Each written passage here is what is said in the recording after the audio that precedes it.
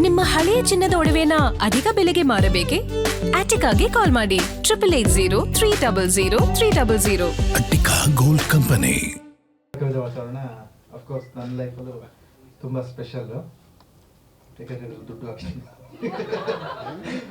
ಆಗುತ್ತಲ್ಲ. ಇವತ್ತು ಅಂದರೆ ಹೀರೋ ಕ್ಯಾರೆಕ್ಟರೈಸೇಷನ್ ರಿವೀಲು ಏನೋ ಫ್ಲೋ ಚಾರ್ಟ್ ಮಿಸ್ ಆಗಿ ಸಾಂಗ್ ಫಸ್ಟ್ ಪ್ಲೇ ಆಯಿತು. ಸೊ ನಿಮಗೆ ಅಲ್ಲೇ ಗೊತ್ತಾಗುತ್ತೆ ಹೀರೋ ಕ್ಯಾರೆಕ್ಟರ್ ಇರ್ತದ್ದು ಅಂತ ಸಾಂಗಲ್ಲೇ. ಇಲ್ಲ, ನಾನು ಯೂಶಲಿ ಹೇಳ್ಬೇಕಂದ್ರೆ ಸಿನಿಮಾಗಿಂತ ಟ್ರೇಲರ್ ಚೆನ್ನಾಗಿ ಕಟ್ ಮಾಡ್ತೀನಿ ಅಂತ ತುಂಬ ಜನ ಮಾತಾಡ್ತಾರೆ.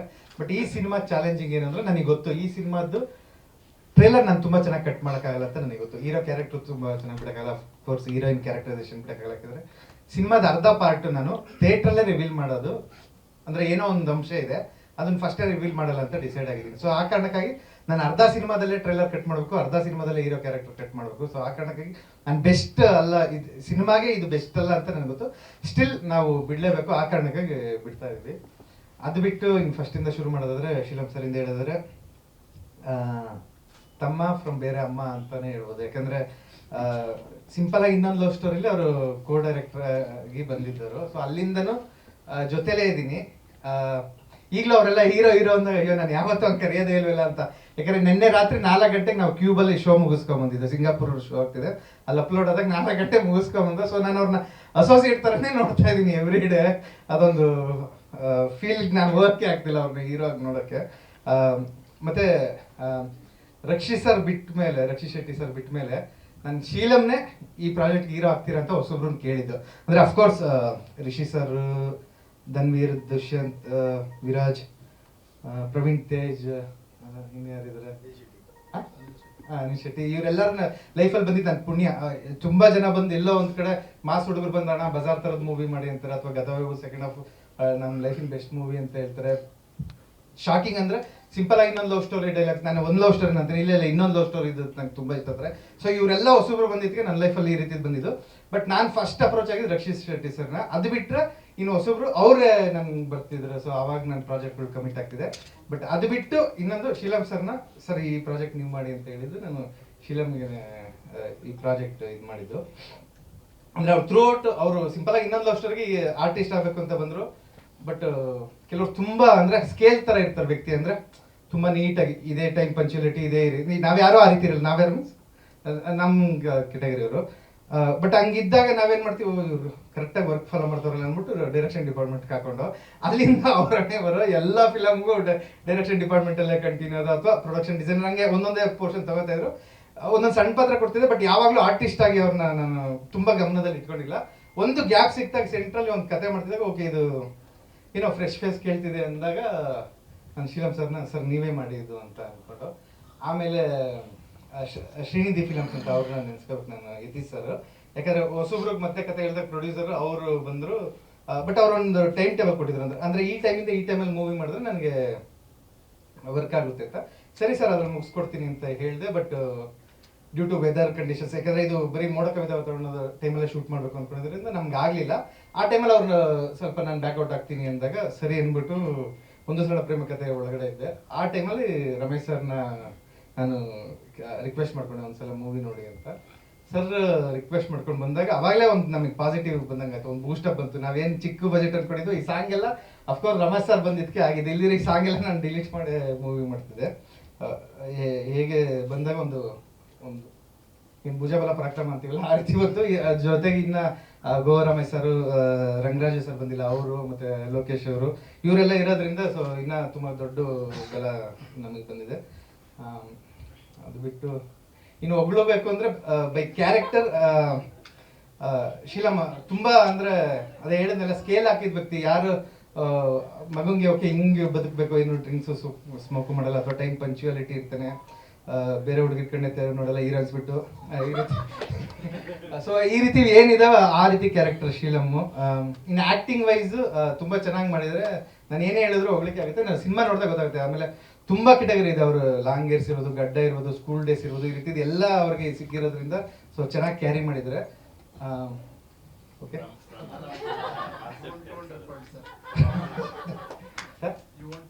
Thank you.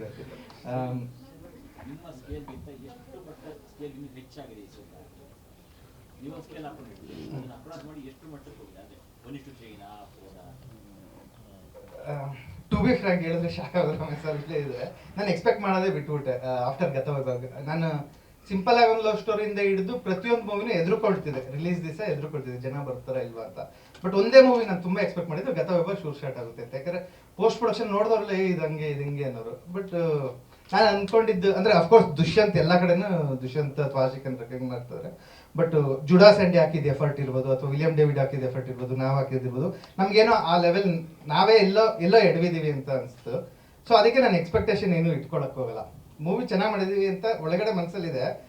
ಈಗ ನಿನ್ನೆ ಒಬ್ರು ಕ್ಯೂಬ್ ಶೋ ನೋಡಿದ್ರು ನಮ್ಮವರೊಬ್ರು, ಅಂದ್ರೆ ಫ್ರಾಂಕ್ ಒಪಿನಿಯನ್ಸ್ ಕೊಡೋರು, ಅವರೆಲ್ಲ ತುಂಬಾ ಹೊಗಳಿದ್ರು. ಸ್ಟಿಲ್ ಆ ಹೊಗಳಿಕೆ ನಾನು ಗತವೈಭವದಲ್ಲೂ ತಗೊಂಡಿದ್ದೆ ರಿಲೀಸ್ ಬಿಫೋರ್.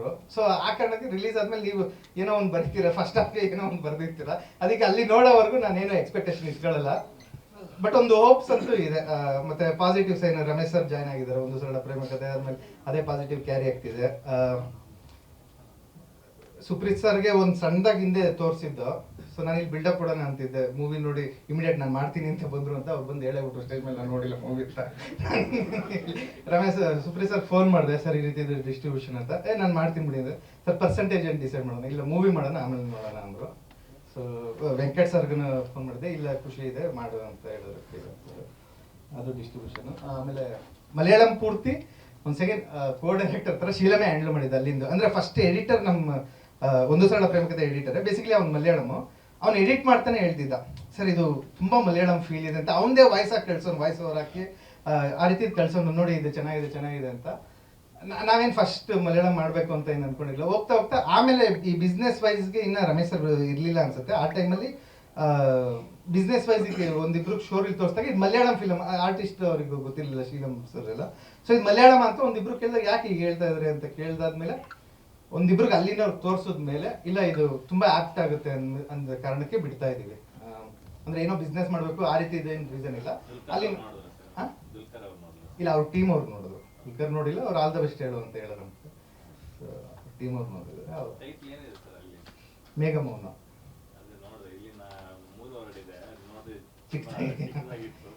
ಇಲ್ಲ, ಅದಕ್ಕೆ ಸಪರೇಟ್ ಎಡಿಟರ್ ನಮ್ಮ ಮಲಯಾಳಂ ಅದರಿಂದ ಅವರೇ ಮುತುವರ್ಜಿ ತಗೊಂಡು ಅದಕ್ಕೆ ಸಪರೇಟ್ ಬಂದು ಅಂದ್ರೆ ಕೆಲವು ಡೈಲಾಗ್ಸು ಚೇಂಜ್ ಮಾಡಿದ್ರು. ಆ ರೀತಿದು ಒಂದು ಎಫರ್ಟ್ ಹಾಕಿ ಇದು ಮಾಡಿದ್ದಾರೆ. ಮತ್ತೆ VFX ಅಲ್ಲಿ ಈಗ ಮೈಸೂರಲ್ಲಿ ನಡೀತಿದ್ರೆ ಅಲ್ಲಿ ವೈಜಾಗ್ ಅಲ್ಲ ಸಾರಿ ಕೊಚ್ಚಿ ಆ ರೀತಿ ಸಮಥಿಂಗ್ ಪ್ಲೇಸ್ಗಳು ಚೇಂಜ್ ಮಾಡಿ ಮಾಡ್ತಿದ್ವಿ ಅಲ್ಲಿ ನೇಟಿವಿಟಿಗೆ ಅಂತ. ನೀವು ತುಂಬಾ ಪ್ರಯೋಗಗಳು ಮಾಡ್ತಾ ಇರ್ತೀರ ಸಿನಿಮಾಗಳಲ್ಲಿ, ಕ್ರಿಯೇಟಿವ್ ಆಗಿ ಏನೋ ಒಂದು ಮಾಡ್ತಾ ಇರ್ತೀರ. ಬಟ್ ಸಿನಿಮಾ ಮೇಕಿಂಗ್ ಫಾರ್ಮುಲಾ ಮಾತ್ರ ಬ್ರೇಕ್ ಮಾಡ್ತಾ ಇಲ್ಲ. ಈಗ ಫಾರ್ ಎಕ್ಸಾಂಪಲ್ ಇತ್ತೀಚಿನ ಮಲಯಾಳ ಮೂವಿಗಳು ನೋಡಿದಾಗ ಅಲ್ಲಿ ಸಾಂಗ್ಸ್ ಇರಲ್ಲ, ಒಂದೇ ಸ್ಟ್ರೆಚ್ ಅಲ್ಲಿ ಸಿನಿಮಾ ಓಪನಿಂಗ್ ಇಂದ ಎಂಡ್ ಟೈಟಲ್ ಕಾರ್ಡ್ವರೆಗೂ ಹೋಗ್ತಾನೆ ಇರುತ್ತೆ. ಆ ಥರದೊಂದು ಫಾರ್ಮುಲಾನ ನಮ್ಮಲ್ಲಿ ಟ್ರೈ ಮಾಡ್ತಿಲ್ಲ. ಅದ್ರ ಬಗ್ಗೆ ಏನು ಅನ್ಸುತ್ತೆ? ಇದನ್ನ ಯಾರು ಪ್ಲೇ ಮಾಡಕ್ ಹೋಗ್ಬೇಡಿ. ಕನ್ನಡ ಇಂಡಸ್ಟ್ರಿಯಲ್ಲಿ ರಿಟರ್ನ್ ಅಂತ ಆಗ್ತಿರೋದು ಆಡಿಯೋ ರೇಟ್ಸ್ ಒಂದೇ, ನೀವು ಅದಕ್ಕೆ ಕಣ್ಣು ಹಾಕಿದ್ರ ಇಲ್ಲ ಆ ರೀತಿ ಏನಿಲ್ಲ. Project depend sir. ಇಲ್ಲಿ ಇಬ್ರು ಮುದ್ದಾದ ಹುಡುಗಿರು ಒಂದು ಹುಡುಗ ಇದ್ದಾಗ ಸಾಂಗ್ಸ್ ಇಲ್ಲದ ಸಿನಿಮಾ ಹೆಂಗ್ ಮುಗಿಸ್ಲಿ ನಾನು.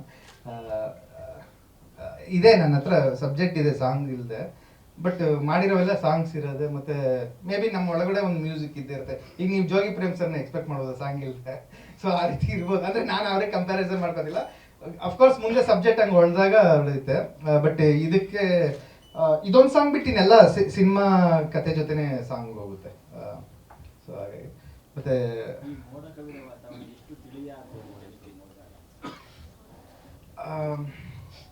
ಅಫ್ಕೋರ್ಸ್ ಒಂದು ಫ್ರೆಶ್ನೆಸ್ ಅಂತೂ ಇದೆ. ನಾನು ಏನು ಹೇಳ್ತಾ ಇದ್ದೀನಿ ಸಿನಿಮಾ ಕಂಟೆಂಟ್ ಆಚೆ ಬಿಡ್ತಿಲ್ಲ ಅಂತ, ಅದು ಒಳಗಡೆ ಬಂದಾಗ ನಿಮಗೂ ಇರ್ಬೋದು, ನನಗೂ ಇರ್ಬೋದು, ಅಥವಾ ಆಡಿಯನ್ಸ್ಗೂ ಇರ್ಬೋದು, ಇದು ರೀಸೆಂಟಾಗಿ ಅಂದರೆ ಈ ರೀತಿ ಎಕ್ಸ್ಪೆಕ್ಟ್ ಮಾಡಿರ್ಲಿಲ್ವಲ್ಲ ಈ ಮೂವಿಗೆ ಅಂತ. ಅಂದರೆ ಯಾರು ನೋಡೋರು ಆ ಒಪಿನಿಯನ್ ಏನು ತೋರಿಸ್ತೆ ಅದನ್ನ ನೀನು ಪೋಸ್ಟರ್ಗೆ ಅಥವಾ ಏನು ಕಂಟೆಂಟ್ ಆಚೆ ಬಂದಿದೆ ಅದಕ್ಕೂ ಈ ಥಿಯೇಟರ್ ಬಂದು ಆಚೆ ಬರ್ಬೇಕಾದ್ರೂ ಈ ರೀತಿ ಮೂವಿ ಅನ್ಕೊಂಡಿರ್ಲಿಲ್ಲ ಅಂತ ಒಂದು ಇದೆ.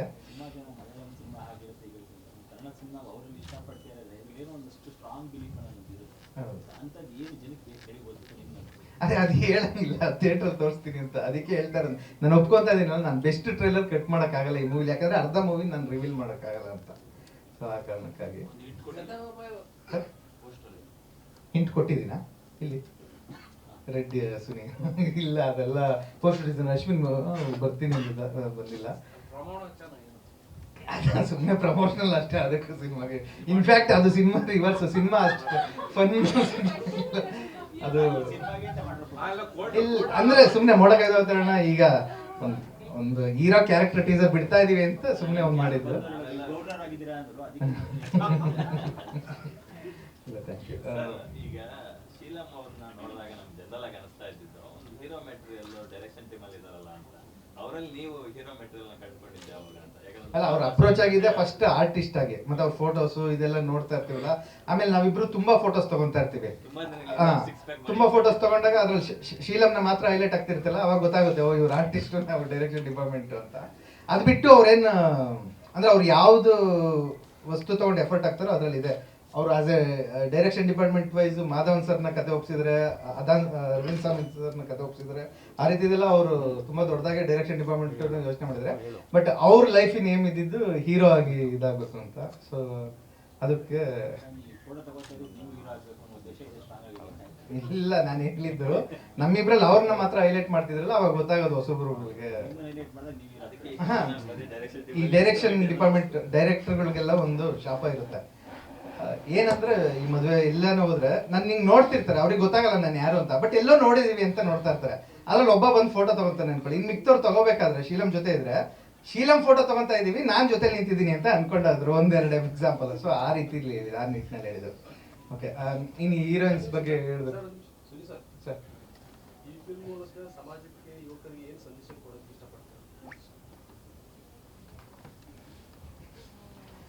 ನಾನು ಯಾವಾಗ್ಲೂ ಈ ಕ್ವಶನ್ ಅವಾಗ ಕೇಳ್ತಾರ, ಕೇಳಿದಾಗ ಒಂದು ಹೇಳ್ತೀನಿ.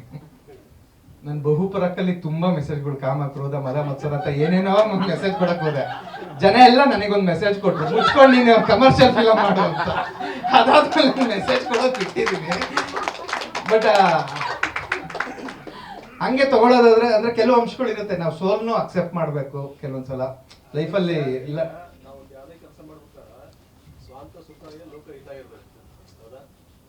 ಸ್ವಾರ್ಥ ಸುಖ ನಿಮ್ಗೆ ಇರ್ತದ್ರಲ್ಲಿ ನೋಡಿದ್ರೆ ಗೊತ್ತಾಗುತ್ತೆ. ಈಗ ಲೋಕಹಿತಾಯ ಅದ್ರಲ್ಲಿ ಏನಿದೆ ಅಂತ, ಲೋಕಕ್ಕೆ ಒಂದೊಳ್ಳೆ ಎಂಟರ್ಟೈನಿಂಗ್ ಫಿಲಂ ಕೊಡೋಣ ಅನ್ನೋದು ಮುಖ್ಯ ಉದ್ದೇಶ. ನಾವು ಅದು ಬಿಟ್ಟು ಈಗ ಹೇಳ್ತೀನಿ ನೋಡಿ, ಕೆಲವೊಂದ್ಸಲ ಸೋಲ್ನು ಅಕ್ಸೆಪ್ಟ್ ಮಾಡ್ಕೋಬೇಕು ಅಂತ ಇರುತ್ತೆ. ಇನ್ ಕೆಲವೊಂದ್ಸಲ ಅಂದ್ರೆ ನಾವು ಬೇರೆಯವ್ರಿಗೋಸ್ಕರ ಕೆಲವು ತ್ಯಾಗ ಮಾಡ್ಬೇಕು ಅನ್ನೋದು ಇರುತ್ತೆ ಯಾವ್ದೋ ಒಂದು ಪಾಯಿಂಟ್ ಅಲ್ಲಿ. ಆ ರೀತಿ ಅಂಶಗಳೆಲ್ಲ ಇದೆ. ಬಟ್ ಅದನ್ನ ನಾನು ಯಾವತ್ತೂ ರೆಡ್ ಲೈನ್ ಹಾಕಿ ಇದು ಮೆಸೇಜ್ ಅಂತ ನೋಡಿಲ್ಲ. ನೀವು ಒಳಗಡೆ ಇಳಿದು ಅದೇನೋ ಹುಡುಕ್ಬೇಕು ಅಂದ್ರೆ ಆ ರೀತಿ ಸಿಗುತ್ತೆ, ನಾವು ಮನನ ಮಾಡ್ಕೋಬೇಕು ಅಂದ್ರೆ. ಬಟ್ ಆ ರೀತಿ ಏನಿದಿಲ್ಲ. Thank you. ಇನ್ನು ಇದರಲ್ಲಿ ಅಂದ್ರೆ ಲಾಸ್ಟ್ ಟೈಮ್ ಆಯ್ತು, ಗತವೈಭವ ಟೈಮಲ್ಲಿ ಇದೊಂದು ಚರ್ಚೆ ಆಯ್ತು. ಅಂದ್ರೆ ಸುನಿ ಸಿನಿಮಾದ ಹೀರೋಗಳು ತುಂಬಾ ವಾಚಾಳಿ ಆಗಿರ್ತಾರೆ, ತುಂಬಾ ಲವಲವಿಕೆಯಿಂದ ಇರ್ತಾರೆ, ಹೀರೋಗಳನ್ನೆಲ್ಲ ಇದು ಮಾಡ್ತಾರೆ. ಈ ಸಿನಿಮಾದಲ್ಲಿ ಅದನ್ನ ಮೀರಿದ ಅಥವಾ ಅದರ ಕಂಟಿನ್ಯೂಷನ್ ಆಗಿದೆ? ಇದ್ರಲ್ಲಿ ಹೇಳ್ಬೇಕು ಕರೆಕ್ಟ್, ಒಂಚೂರು ಇದಾಗುತ್ತೆ. ಹೀರೋ ಕ್ಯಾರೆಕ್ಟರ್ ಬಂದು ಮೀಮ್ ಮಾಡೋನು, ಸೊ ಹೀರೋ ಮೀಮರ್. ಸೊ ಆ ಕಾರಣಕ್ಕಾಗಿ ಒಂದಷ್ಟು ಮಾತುಗಳು ಇರುತ್ತೆ. ಬಟ್ ಎಲ್ಲರೂ ಮಾತಾಡ್ತಾರೆ, ಹೀರೋಯಿನ್ಸ್ ಇಬ್ರು ಜೋರ್ ಮಾತಾಡ್ತಾರೆ ಈ ಮೂವಿಲಿ. ಬಟ್ ಅಂದ್ರೆ ಫುಲ್ ಫನ್ ಆ ರೀತಿ ಇಲ್ಲ. ಥ್ರೋಟ್ ಅಂದ್ರೆ ಪಕ್ಕಾ ಸುನಿ ಸಿನಿಮಾ ತರ ಇಲ್ಲ ಇದು. ಅಂದ್ರೆ ಫುಲ್ ಫನ್ ಓರಿಯೆಂಟೆಡ್ ಅಲ್ಲ. ನಿಮ್ಗೆ ಆಫ್ಟರ್ ಒಂದು 15 ಮಿನಿಟ್ಸ್ ಕತೆ ಜಾಡು ಗೊತ್ತಾಗುತ್ತೆ ಬೇರೆ ಟ್ರಾಕ್ ಇತ್ತು. ಇನ್ನ ಬ್ಯುಸಿ ಇರ್ತೀರಲ್ಲ, ಒಂದಾದ್ಮೇಲೆ ಒಂದು ಎಂಗೇಜ್ ಆಗ್ತಾ ಇರ್ತಾರೆ ಸಿನಿಮಾಗಳಲ್ಲಿ. ತುಂಬಾ ಜನ ಆ ಥರ ಎಂಗೇಜಿಂಗ್ ಆಗಿರಲ್ಲ ಅಂತವ್ರಿಗೆ ಏನೇನು? ಅಲ್ಲ, ನನ್ನ ಬ್ಯಾಕ್ ಬೋನ್ ಸ್ಟ್ರಾಂಗ್ ಇದೆ. ಈ ಮೂವಿ ಕೋ ಡೈರೆಕ್ಟರ್ ರವಿ ಇದ್ದಾರೆ, ಮತ್ತೆ ದಯಣ್ಣ ಕಾಸ್ಟ್ಯೂಮ್ ಡಿಸೈನರ್, ಅನೂಪ್ ಅಸಿಸ್ಟೆಂಟ್. ಅದೇ ಆ ರೀತಿ ಒಂದು ಸ್ಟ್ರಾಂಗ್ ಇದ್ದಾಗ ಎಲ್ಲ ಒಂದ್ ಕಡೆ ರೀರೆಕಾರ್ಡಿಂಗ್ ನೋಡಿ. ಜುಡ ಎಷ್ಟು ಬಿಸಿ ಇದ್ದಾನೆ ಅಂದ್ರೆ ಮೂವಿಗೂ DTSಗೂ ಬಿಡಿ, ಇವತ್ತು ಪ್ರೆಸ್ ಮೀಟ್ಗೂ ಸಿಕ್ಲಿಲ್ಲ ನನಗೆ. ಸೊ ಆ ರೀತಿ ಇದ್ದಾಗ ಒಂದೊಂದು ಪೋರ್ಷನ್ ಅಲ್ಲಿ ನಾನು ಬೇಕಾದ್ರೆ ಜಂಪ್ ಆದಾಗ, ಈ ಮೂವಿನ ಶೀಲಂಗೆ ತುಂಬಾ ಸಲ ಹೇಳಿದ್ದೀನಿ ಡಬ್ಬಿಂಗ್ ಬೇರೆ ಆರ್ಟಿಸ್ಟ್ ಅಂದ್ರೆ ಹೀರೋ ಅಂತ ಇದ್ರು ಬೇರೆ ಆರ್ಟಿಸ್ಟ್ ಡಬ್ಬಿಂಗ್ ನೋಡ್ಕೋಬೇಕಾದ್ರೆ ಶೀಲಂಗೆ ಹೋಗಿ ನೋಡ್ಕೊಂಡಿದ್ದಾರೆ. ಸೊ ಆ ರೀತಿ ಒಂದು ಭುಜಬಲ ಇದ್ದಾಗ ನಾನು ಮೂವ್ ಆನ್ ಆಗಿರ್ತೇನೆ ಒಂದ್ಸಲ. ಹೀರೋಯಿನ್ಸ್ ಬಗ್ಗೆ ಹೇಳ್ಬೇಕಂದ್ರೆ ಅಫ್ಕೋರ್ಸ್ ಮೋಕ್ಷ ಬಟ್ ಹೇಳ್ದಂಗೆ ಆ ರೀತಿ ಇದಿಲ್ಲ. ಅಂದ್ರೆ ಅಫ್ಕೋರ್ಸ್ ನಾವು ಒಳ್ಳೆ ಆರ್ಟಿಸ್ಟ್ ನ ಹುಡುಕ್ತಾ ಇರ್ತೀವಿ. ಸೊ ಆ ರೀತಿ ಸಿಕ್ಕಿದ್ ನೀವು. ಇನ್ನು ನಿಮ್ಮ ಆಕ್ಟಿಂಗ್ ಬಗ್ಗೆ ನಾನು ಹೇಳಲ್ಲ, ಯಾಕಂದ್ರೆ ಅವ್ರು ಸಿನಿಮಾ ನೋಡ್ಲಿ ಅಂತಾನೆ ಅನ್ಕೊಂತೀನಿ. ಅವ್ರು ಹೇಳ್ಬೇಕು. ನಾನು ಇನ್ನು ಈ ಶೀಲಂ ಬಗ್ಗೆ ಆಗಲಿ, ಸಾತ್ವಿಕ ಬಗ್ಗೆ ಆಗಲಿ, ಅಥವಾ ಮೋಕ್ಷ ಬಗ್ಗೆ ಆಗಲಿ ನಾನು ಏನೂ ಹೇಳ್ಬೇಕಾಗಿಲ್ಲ. ಯಾಕಂದ್ರೆ ಅವ್ರು ಆಕ್ಟಿಂಗ್ ಚೆನ್ನಾಗಿ ಮಾಡಿದ್ದಾರೆ ಅಂದ್ರೆ ಅದು ನನಗೆ ಹೊಗಳೋದಂಗೆ, ಅಥವಾ ಏನಾದ್ರು ಮಿಸ್ಟೇಕ್ ಇದ್ರು ಅದು ನನಗೆ ತೆಗಳೋದಂಗೆ. ಸೊ ಅದನ್ನ ನಾನು ರಿವ್ಯೂಸ್ ಅಲ್ಲಿ ಹೋಗ್ತೀನಿ. ಬಟ್ ಅಫ್ಕೋರ್ಸ್ ಸರ್ಪ್ರೈಸ್ ಇರುತ್ತೆ ನಿಮ್ಗೆ ಮೂವಿ ನೋಡಿದ್ಮೇಲೆ ಇವ್ರು 3 ಜನದ ಪರ್ಫಾರ್ಮೆನ್ಸಸ್ ಅಂತ ಅನ್ಕೊಳ್ತೀನಿ. ಬಿಟ್ಟರೆ ಅಶ್ವಿನ್ ಡಿಸೈನ್ ಅವ್ನು ನನ್ನ ಅಲ್ಮೇಲಮ್ಮಯಿಂದ ಅವ್ನು ಪೋಸ್ಟರ್ ಡಿಸೈನ್ ಮಾಡ್ಕೊಂಡಿದ್ದಾನೆ. ಬಟ್ ಈ ಫಿಲಮ್ ಪೋಸ್ಟರ್ಗಳು ಅಂದರೆ ನಾವು ಪ್ಲೇ ಮಾಡೋಕ್ಕಾಗ್ತಿಲ್ಲ. ಬಟ್ ನೀವು ನೋಡಿ ದಯವಿಟ್ಟು ಅವ್ನು ತುಂಬ ಅಂದರೆ ಚೆನ್ನಾಗಿ ಮಾಡಿದ್ದಾನೆ, ತುಂಬ ಎಫರ್ಟ್ ಆಗಿ ಮಾಡಿದ್ದಾನೆ. ಅವನ್ನೆಲ್ಲ ರೆಕಗ್ನೈಸ್ ಮಾಡಿದ್ರೆ ಚೆನ್ನಾಗಿ ಸಿಗುತ್ತೆ. ಜುಡಾ ಅಫ್ಕೋರ್ಸ್ ಥ್ರೋಟ್ ಇದ್ವಿ, ಮತ್ತು ಸಂತೋಣ ನಾವೆಲ್ಲ ಫ್ಯಾಮಿಲಿ ಥರ ಅಂದರೆ ಬರ್ತಡೇಲಿ ಸಿಗ್ತೀವಿ, ಮಾತಾಡ್ತಿರ್ತೀವಿ. ಸೊ ಸಿನಿಮಾ ಬಗ್ಗೆ ನಾನು ನಿಂತ್ಕೊಂಡು ಈಗ ರಮೇಶ್ ಸರ್ ಬಗ್ಗೆ ಆಗಲಿ ಸಂತೋಷದ ಬಗ್ಗೆ ಆಗಲಿ ಹೊಗಳಬೇಕು ಅಂದರೆ ಅದೊಂಥರ ನನ್ನ ಬಿಟ್ಟು ಆಚೆ ಬಂದು ಹೊಗಳಬೇಕು ಅನ್ಸುತ್ತೆ. ಯಾಕಂದರೆ ನಾವು ಅಷ್ಟು ಕ್ಯಾಶುವಲ್ ಆಗಿ ಮಾತಾಡ್ತೀವಿ. ಮತ್ತು ರಮೇಶ್ ಸರ್ ಆದರೆ ನಾವು ಒಂದು ಸಲ ಪ್ರೇಮ ಕಥೆ ಟೈಮಲ್ಲಿ ನಾವು ಹೋಗ್ಬೇಕಾದ್ರೆ ಕರಣ್ ಜೋಹರ್ ಆಫೀಸ್ ಮುಂದೆ ಹೋಗ್ತಾ ಇದ್ದು ಸಾಂಗ್ ರೆಕಾರ್ಡಿಂಗ್ ಹೋಗ್ತೀವಿ. ಕರಣ್ ಜೋಹರ್ ಆಫೀಸ್ ಅಂದಾಗ ಸರ್ ಹೇಳಿದ್ರು, ಕನ್ನಡ ಇಂಡಸ್ಟ್ರಿ ನಾನು ಈ ರೀತಿದೊಂದು ಆಫೀಸ್ ಮಾಡಿ ತಿಂಗಳಿಗೊಂದು ಫಿಲಮ್ ಪ್ರೊಡ್ಯೂಸ್ ಮಾಡ್ಬೇಕು, ಆ ರೀತಿದೊಂದು ನಂದೊಂದು ಬ್ಯಾನರ್ ಇರಬೇಕು ಅಂತಂದ್ರು. ಸೊ ಅಂದರೆ ಬೈ ಹಾರ್ಟ್ ಒಪ್ಕೊಳ್ತೀನಿ ಆ ರೀತಿ. ಅಂದರೆ ಒಂದು ಆಗಬೇಕು, ಒಂದು ಪ್ರೊಡಕ್ಷನ್ ಹೌಸ್ ಆಸೆ ಇದ್ದವ್ರಿಗೆ ಆ ರೀತಿದ ಅಂದರೆ ಗೆಲುವು ಸಿಕ್ಕಿ ಒಂದು ಫೈನಾನ್ಷಿಯಲಿ ರೊಟೇಷನ್ ಆಗಿ ಆಮೇಲೆ ಅವರು ಅಂದರೆ ಸ್ಟಾರ್ಸ್ಗೆ ಮಾಡಬೇಕು ಅನ್ನೋದಿಲ್ಲ. ಒಂದು ಒಳ್ಳೆ ಕತೆ ಆದರೆ ಸರ್ ಈಗಲೂ ಕತೆ ಕೇಳ್ತಿರ್ತಾರೆ, ಒಳ್ಳೆ ಕತೆ ಆದರೆ ಅವ್ರು ನೆಕ್ಸ್ಟ್ ಒಂದು ಒಳ್ಳೆ ಟೀಮ್ ಜೊತೆ ಮತ್ತೆ ವರ್ಕ್ ಮಾಡ್ತಾ ಇದ್ದಾರೆ. ಸೊ ಆ ರೀತಿ ಆದರೆ ಸರ್ ಮಾಡ್ಕೊಂಡೇ ಹೋಗ್ತಾರೆ ಇಂಡಸ್ಟ್ರಿಯಲ್ಲಿ. ಸರ್ ಮಲಯಾಳಮಲ್ಲಿ ನಿಮ್ಮ ಸಿನಿಮಾ ಫಸ್ಟ್ ಟೈಮ್ ಹೌದೌದು. ಅಂದರೆ ಅದೇ ಡಬ್ಬಿಂಗ್ ಬಂದಮೇಲೆ ಸಿಂಪಲ್ ಒಂದಷ್ಟು ಅವೆಲ್ಲ ಆಗಿದ್ದಾವೆ, ಬಟ್ ಥಿಯೇಟ್ರಿಗೆ ಆಗಿಲ್ಲ. ಥಿಯೇಟ್ರ್ ಫಸ್ಟ್ ಟೈಮ್ ಹರೀಶ್ ಅರಸುತ್ತೆ ಮುಗಿತೆ ಜುಡಸಂಡಿ ಬಂದಿಲ್ಲ, ಸೊ ಹೇಳಿದ್ರು ಅಷ್ಟು. ಹಾಂ, ಮತ್ತು DTS ರಾಹುಲ್ ಅಂತ sound engineer Suresh sir, thank you. Manju production Mohan stories ಆಗಿದೆ. Thank you very much. Thank you. ಹಾಂ, ಆಮೇಲೆ ನಿಮ್ಮೆಲ್ಲರ ಸಪೋರ್ಟ್ ಅಂದರೆ ಎಲ್ಲ ಫಿಲಮ್ಸ್ಗೂ ತುಂಬ ಚೆನ್ನಾಗಿದೆ.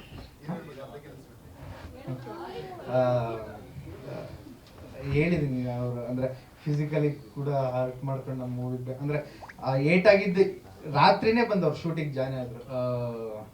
ಸೊ ಅವಕ್ಕೆಲ್ಲ ನಾನು ತುಂಬ ಆಭಾರಿ ಆಗಿರ್ತೀನಿ ಮೇಡಮ್. ಅಫ್ಕೋರ್ಸ್ ನಿಮಗೂ ಕೂಡ. ಬಟ್ ನೀವು ಎಷ್ಟು ಹೊಗಳುತ್ತೀರಾ ಅಂದರೆ ಇಷ್ಟು ಸಪೋರ್ಟ್ ನಮಗೆ ಪಬ್ಲಿಸಿಟಿ ಟೈಮಲ್ಲಿ ಕರೆಕ್ಟ್ ಟೈಮಿಗೆ ಬರ್ತಿಲ್ವಲ್ಲ ಅಂತ ಅನ್ಸುತ್ತೆ. ಹಂಗೆ